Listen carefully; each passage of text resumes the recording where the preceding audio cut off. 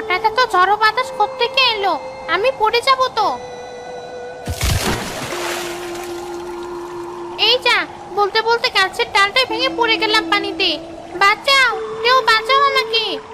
শাকচুন্নি সারা রাত পানিতে ভাসতে থাকলো। ভাসতে ভাসতে সকালে সে নিজেকে অন্য এক গ্রামে আবিষ্কার করলো।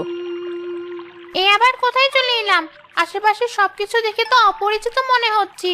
আকাশ দেখে মনে হচ্ছে এখানে কোনো বৃষ্টিই হয়নি। এই পানিতে আর কতক্ষণ থাকবো আমি? উঠি এবার।